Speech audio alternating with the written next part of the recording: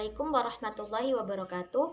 Di sini kami dari kelompok 1 akan menjelaskan tentang konsep dasar komunikasi Islam. Saya sebagai pemateri 1, sebelum masuk pada konsep dasar komunikasi Islam, perlu kita ketahui apa sih komunikasi itu. Jadi, komunikasi adalah suatu proses di mana sekelompok orang atau organisasi menciptakan dan menggunakan informasi agar terhubung satu sama lain. Nah, pada umumnya komunikasi itu dilakukan secara lisan ataupun verbal yang dapat dimengerti oleh kedua belah pihak. Apabila bahasa verbal tidak dapat dimengerti, komunikasi bisa dilakukan dengan gerak tubuh. Contohnya dengan tersenyum, menggelengkan kepala, atau lain sebagainya. Dalam komunikasi terdapat beberapa komponen. Komponen yang pertama adalah pesan. Pesan adalah isi atau maksud yang disampaikan satu pihak kepada pihak lain. Yang kedua, saluran atau channel. Ini adalah media di mana pesan akan disampaikan kepada komunikan. Jika komunikasi secara langsung atau tatap muka, media bisa berupa udara.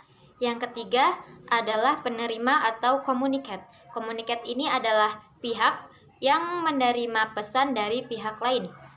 Dan yang terakhir adalah umpan balik atau feedback. Feedback adalah tanggapan penerima pesan atas isi pesan yang telah disampaikan.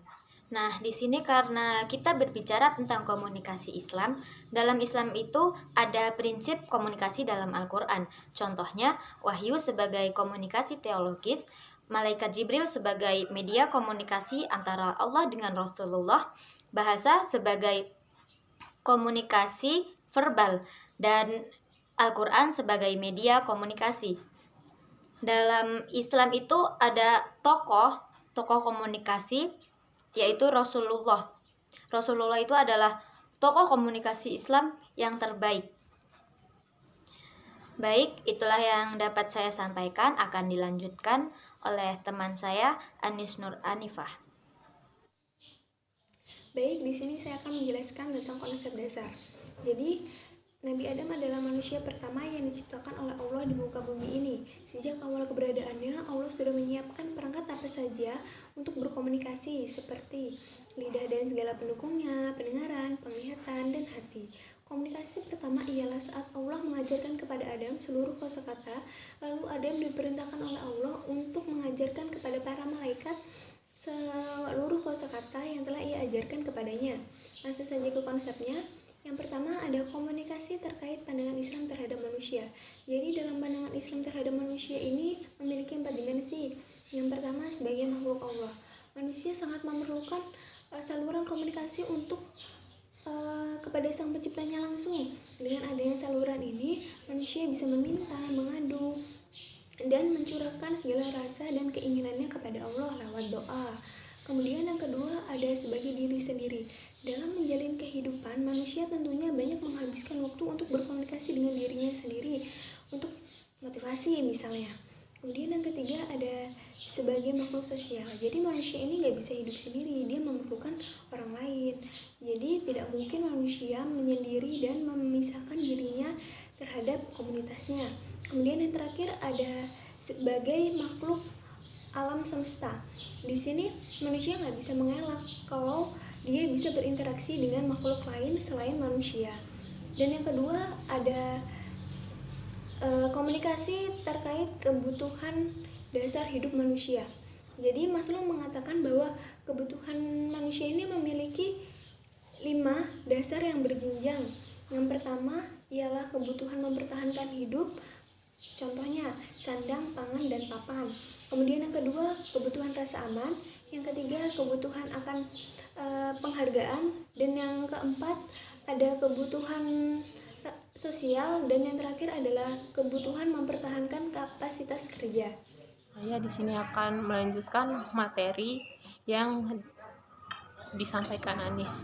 Yang ketiga, komunikasi adalah wujud kasih sayang antara dari Allah terhadap manusia. Salah satu contoh bentuknya adalah taubat. Taubat adalah salah satu komunikasi khas dari komunikasi Islam, yaitu komunikasi antar makhluk dan haliknya. Dan keempat adalah komunikasi bertujuan untuk saling mengenal antara manusia untuk mewujudkan semangat takwa. Kita diciptakan Tuhan beraneka ragam latar belakang, suku, ras, adat, dan agama. Maksud dari keanekaragaman itu sendiri agar manusia bisa ta'aruf atau saling mengenal. Ta'aruf sendiri bukan sekedar untuk menghubungkan saja, tapi untuk bisa saling menebar dampak positif atau nilai-nilai takwa kepada orang lain. Dan kelima, komunikasi bertujuan untuk menebar semangat silm atau keamanan dan kenyamanan. Dan keenam, komunikasi adalah satu paket. Dalam ajaran Islam, pesan yang disampaikan melalui lisan, tulisan maupun isyarat adalah keinginan dari hati. Oleh karena itu antara hati, perbuatan, dan lisan haruslah satu paket. Dan yang terakhir, komunikasi memiliki efek dunia dan akhirat. Tujuan komunikasi sendiri adalah untuk bertukar pesan atau saling mempengaruhi. Terkadang pengaruh tersebut bukan hanya untuk jangka pendek, tapi jangka panjang. Karena dampak yang begitu besar tersebut, oleh karena itu kita harus berpikir dulu sebelum berkomunikasi, apakah komunikasi itu dapat memiliki dampak positif atau negatif bagi diri kita ataupun orang lain. Sekian. Demikianlah penjelasan dari kelompok kami. Apabila ada kesalahan kami mohon maaf. Kami akhiri. Wallahul muwaffiq ila aqwamit thoriq. Wassalamualaikum warahmatullahi wabarakatuh.